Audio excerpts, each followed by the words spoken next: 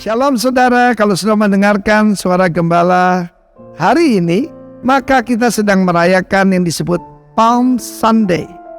Ketika Yesus masuk Yerusalem, mengendarai seekor keledai muda yang belum pernah ditunggangi sama sekali, bersama dengan induknya, dan bagaimana orang-orang sederhana kenali Yesus.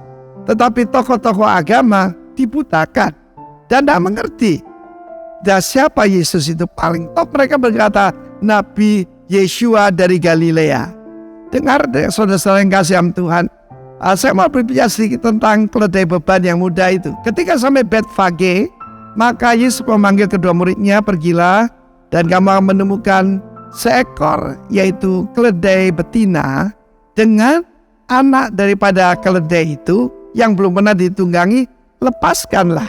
Dan kalau orang bertanya kepadamu, kenapa dilepaskan? Tuhan memerlukannya dan dia akan segera mengembalikannya. Maka siapa yang mendengar hari ini, saya mau beritahu Tuhan mau pakai saudara. Ya, kenapa sih? Kok kurang keren kan? Kalau naik keledai, kita harus tahu bahwa raja-raja pada zaman dulu itu, kalau dia naik keledai, dia datang dengan maksud damai. Dia tidak bawa pedang, dia tidak bawa tentara, dia datang dengan maksud damai. Tapi nanti Wahyu 19, dia akan datang dengan mengendari seekor kuda putih dengan maksud untuk menghakimi. Kita lihat di mana-mana antikris, di mana-mana anti kebenaran ada di mana-mana. Tapi saya mau bicara sedikit tentang domba itu. Karena dikatakan dalam Zakaria pasal 9, lihat hai putri Sion, bersukacitalah, bersorak-sorailah, sebab rajamu datang. Dia adil dan jaya, ya. Adil itu righteous. Dia itu benar, ya. Having salvation, namanya Yesus Yasa itu dari kata Yasa adalah juru selamat, ya. Dia lemah lembut, dia meek and lowly, rendah hati, mengendari seekor keledai beban yang muda.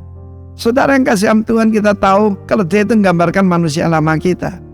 Dan manusia lama kita itu sudah nggak bisa diatur, keras kepala batu, tegar tengkuk dan komplit. Saudara jangan tersinggung, saya bicara tentang diri saya sendiri. Tetapi kita harus tahu bagaimana. Saya bayangkan ini, kalau saya jadi sutradara bikin film, maka ketika keledai yang muda ini dia berkata, kita tahu dalam Keluaran pasal 34 ayat 20, harga keledai ini mahal. Kenapa? Dia harus ditebus oleh seekor domba. Dan seekor domba itu gambaran pada anak domba Allah, Yesus Kristus.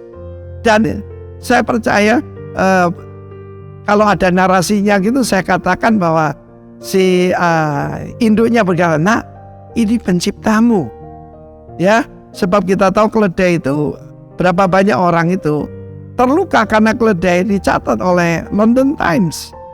Saudaraku, makhluk yang keras kepala suka melawan, persis seperti manusia lama kita.